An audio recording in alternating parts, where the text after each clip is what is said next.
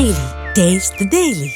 சென்னை அண்ணா பல்கலைக்கழகத்தில் மாணவிக்கு பாலியல் வன்கொடுமை நடந்ததை கண்டித்து அதிமுகவினர் 100க்கும் மேற்பட்டோர் போராட்டத்தில் ஈடுபட்ட நிலையில் அவர்களை போலீசார் வலுக்கட்டாயமாக கைது செய்தனர். விவரங்களை தர இருக்கிறார் செய்தியாளர் துரை வெங்கடேஷ். வணக்கம் துரை வெங்கடேஷ், அந்த பகுதியில் கள நிலவரம் என்னவா இருக்கு, விவரங்களை வழங்கலாம்.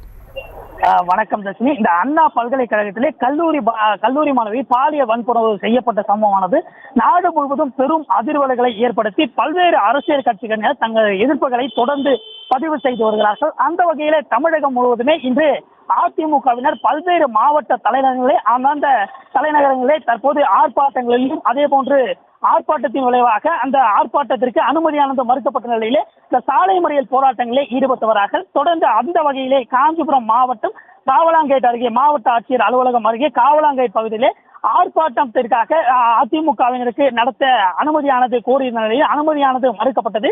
இந்த நிலையிலே மாவட்ட செயலாளர் சோமசுந்தரம் தலைமையிலே அங்கு ஆர்ப்பாட்டத்திற்காக கூடியிருந்த நிலையிலே ஆர்ப்பாட்டம் நடத்த முயன்ற அதிமுகவினர் போலீசார் தற்போது தடுத்து நிறுத்தி அவர்களிடம் தற்போது கைது செய்திருக்கிறார்கள். தொடர்ந்து போலீசார் அவர்களுக்கு 100க்கும் மேற்பட்ட போலீசார் அங்கு குவிக்கப்பட்டு தொடர்ந்து அந்த அதிமுகவினரே அவர்களை கைது செய்யும் முயற்சியில் ஈடுபட்ட நிலையில் போலீசாருக்கும் அதிமுகவினருக்கும் தள்ளுமுள்ளு சம்பவங்களும் அங்கே நடந்தது.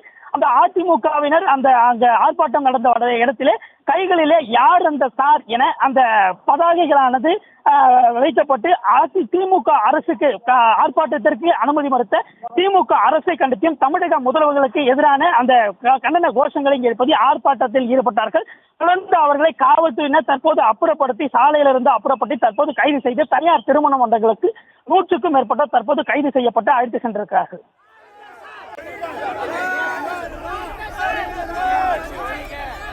விவரங்களுக்கு நன்றி.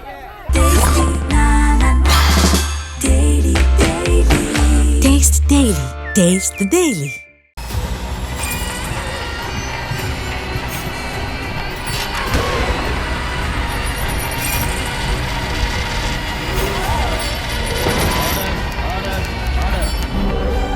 நிகழ்தகவு குற்றங்களின் மறுபரிமாணம் நாள்தோறும் இரவு 10 மணிக்கு இணைந்திருங்கள் நமது நியூஸ் தமிழ் தொலைக்காட்சியோடு.